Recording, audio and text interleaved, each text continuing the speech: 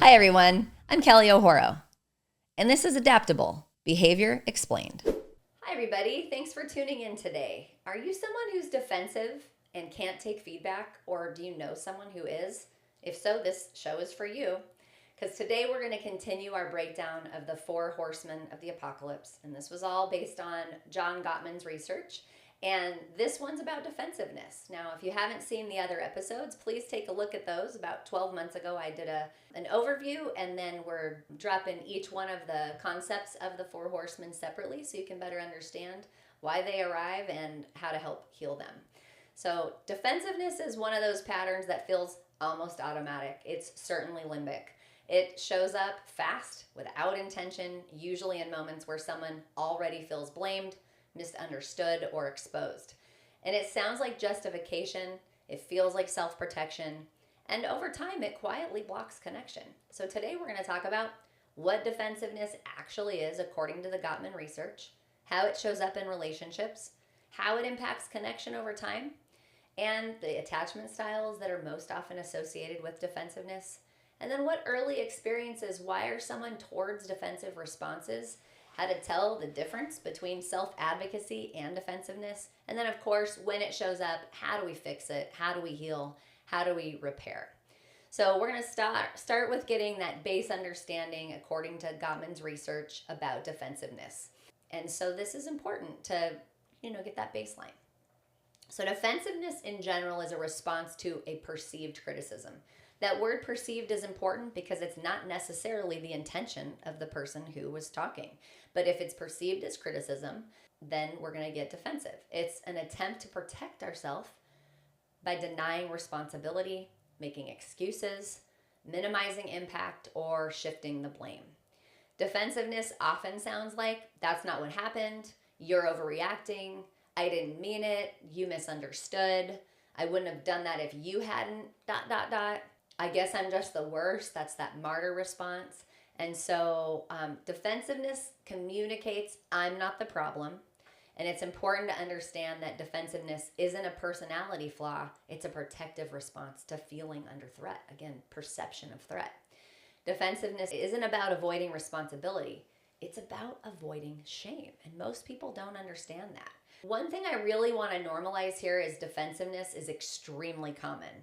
I would say this and criticism are probably the most common, according to Gottman's research, and it's often in response to conflict, especially when a partner or person in a relationship is feeling criticized or blamed. Most couples show defensiveness at least sometimes, and occasionally defensiveness by itself doesn't predict relationship failure. This is a pretty common one. What matters is frequency, rigidity, the ability to unpack it, the ability to say sorry, I know that I'm quick.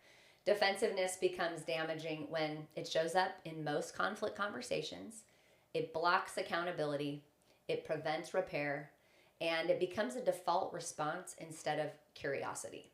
And this is hard because it is a hardwired protective mechanism. In other words, if we slip into defensiveness from time to time, it's normal, it's human. But living there is what creates the distance. And so check in with yourself. Are you someone that's regularly defensive? Do you seem to have that predisposition when someone has feedback for you? Defensive isn't a red flag because it happens. It's a red flag when it never softens. And so just think about it. If you or someone you have a relationship with has this pattern. Defensiveness erodes relationships because it stops the person in relationship from feeling heard. Over time, defensiveness prevents emotional repair. It can escalate conflict because the person doesn't feel heard. It reinforces criticism. And it will create emotional distance. And it can make a vulnerability feel unsafe. So the partner on the receiving end often feels dismissed, invalidated, unheard, unimportant. And really what's deepest is they feel alone in their experience. Like they have to argue hard to be understood or to be seen. And then the defensive partner often feels attacked, blamed, ashamed, afraid of being seen or called out as the bad one or the problem. And so these are happening at the same time. Defensiveness keeps conversations focused on being right instead of being connected. And if you're someone who needs to be right all the time or struggles with being wrong, then this is likely part of what happens for you. Now we're going to talk about the attachment style that's behind defensiveness, because it commonly appears in people who are fearful, avoidant, or anxious attachment. Though it can show up across styles, it's most common in the anxious lens. So from that attachment lens, defensiveness comes out of fear of rejection, fear of disappointing others, fear of being seen as flawed, fear of losing connection if mistakes are acknowledged. So these are the perfectionists. Internally, defensiveness sounds like I'm going to be blamed, I can't get this wrong, and if I admit fault, I'll lose the connection, which is ironic because it usually drives the disconnection. Defensiveness is often the nervous system bracing for that rejection. So we know that these behaviors are learned, and through that AIP, EMDR lens, we learned how to respond with defensiveness because it's often linked to earlier experiences where mistakes were punished or criticism was really harsh or chronic. Maybe love felt conditional or infrequent. And then if there was accountability, it led to shame. And vulnerability was just unsafe. And so those experiences wire our memory networks to say, protect yourself, defend, don't take responsibility, don't admit fault, because being wrong essentially taught me that it was dangerous. So when a current partner brings up a concern, the past gets activated. Remember, with trauma, the past is present. Trauma is a time orientation issue. What gets activated is what was going on in the past. And then that body responds before the adult brain has a chance to engage. Defensiveness is often an old survival strategy that shows up in a new relationship or in a current relationship that's of adult self. Now, we want to talk about defensiveness versus self-advocacy because they are different. Self-advocacy sounds like calm clarification, a willingness to listen, ownership of impact when a behavior is brought up to them, and emotional presence. It can sound like, I hear that you were hurt. Can I share my perspective too? Defensiveness sounds like immediate justification, denial of impact, blame shifting, escalating, or shutting down. And it can sound like, well, if you hadn't done that in the first place, I wouldn't have done this. And so it's the justification of that reaction of defensiveness that tends to be at the forefront of that behavior. Self-advocacy invites understanding. Defensiveness shuts it down. So how do we repair when defensiveness is part of the strategy of really disconnection? Because repair begins when protection softens into accountability. So if you're the one who becomes defensive, you want to pause before responding. Notice the shame that's underneath the reaction. Acknowledge the impact before explaining your intent. A lot of times people miss that part. They go right into but if you would just know that I didn't mean for it to be that way, as opposed to that really wounded me, and I need to take first accountability for that, even if it wasn't intended. An example I use with clients on this one is like if you're standing in line at a store and you accidentally step on someone else's foot who is standing really close to you, you don't turn around and immediately say, if you weren't standing so close, I wouldn't have stepped on your foot. You immediately go, I'm so sorry, because we don't mean to hurt someone. And we need to be able to adopt that first when we're trying to repair with defensiveness.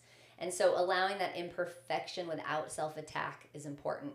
So I didn't mean to hurt you, but I see that I did and I'm sorry. I'm feeling defensive. Can I slow this down and just take a moment? I want to understand before I explain. And so if you're with someone who is defensive, you want to avoid stacking complaints because, of course, they're being piled on. They're going to likely start to feel defensive and protective. You want to speak from impact, not accusation. You want to validate intent while naming the effect that it has on you. And you want to pause if the conversation escalates. You might say, hey, this is getting a little bit out of hand. I'm not saying that you're a bad person. I just need to take a moment here. I want connection, not blame. Can we slow this down together and work on this so that we're both feeling understood and seen? And in a coupleship, you want to normalize mistakes. We're going to get it wrong. We're going to do something that upsets or is an empathic failure with our partners. And it's going to happen plenty of times in a relationship. We can't be that close to someone and not have those moments of being not mindful and being too quick. And you want to build safety around accountability. Like, I know I blew it. I'm really sorry. I'm going to keep working on that. And you want to practice repair often. The research shows that the couples that do the best, the master couples, offer a lot of praise and pay attention to bids of connection and practice repair often. So you want to separate behavior from identity.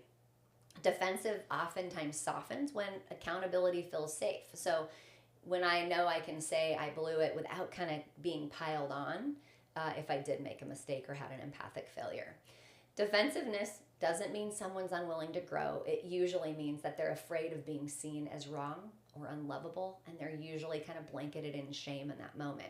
So when we understand defensiveness through that attachment and trauma and nervous system perspective, we can understand it not as a character flaw, but it's something that we can then work with, have compassion for self and others, which ultimately brings us towards a better opportunity to be seen and heard, which is what we really all want, right? Growth doesn't require perfection, and connection doesn't require never messing up. It requires humility and safety with the repair process. And practice. For God's sakes, we don't get it right all the time. We've got to circle back and try again. So thanks for listening so much to this episode. I hope you found it helpful. And make sure you check out the other episodes in this series on the 4 Horsemen. And until we meet again, don't forget to lead with love. It'll never steer you wrong.